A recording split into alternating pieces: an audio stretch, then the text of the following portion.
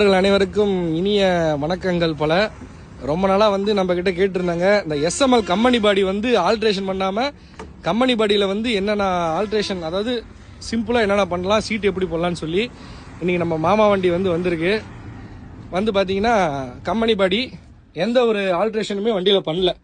வந்து பார்த்தீங்கன்னா கம்பெனியில் வர சீட் எல்லாமே எடுத்துட்டு ஃபுல்லாக வந்து எஸ்கே சீட் போட்டிருக்காங்க. பார்த்தீங்கன்னா 1 2 3 4 5 6 7 8 9 10 11 12 13 14 15 16 17 18 19 சீட் வந்து பார்த்தீங்கன்னா போட்டிருக்காங்க. அது இல்லாமல் வந்து பார்த்தீங்கன்னா டிரைவர் கேபினில் 3 பேர் வந்து தாராளமாக அந்த வந்து இந்த டூல்ஸ் பாக்ஸ் பகுதியில் வந்து உட்காந்துக்கலாம்.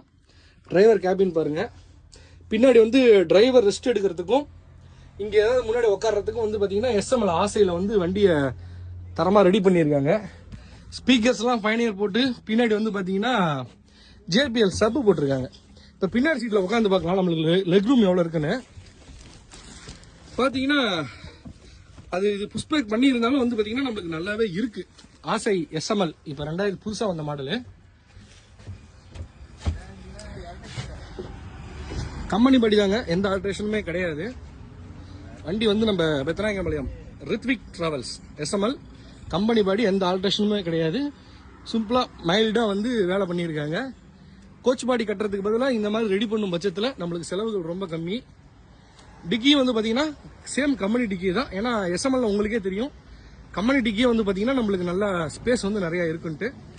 எஸ்எம்எல் எடுத்து வண்டி ரெடி பண்ணுங்கிற நண்பர்கள் வந்து தாராளமாக இதை பயன்படுத்திக்கலாம். சில பேர் வந்து எஸ்எம்எல் வந்து டபுள் சீட் போட முடியாது, ஒரு பக்கம் தான் டபுள் போட முடியும், ஒரு பக்கம் சிங்கிள் போட முடியும்னாங்க.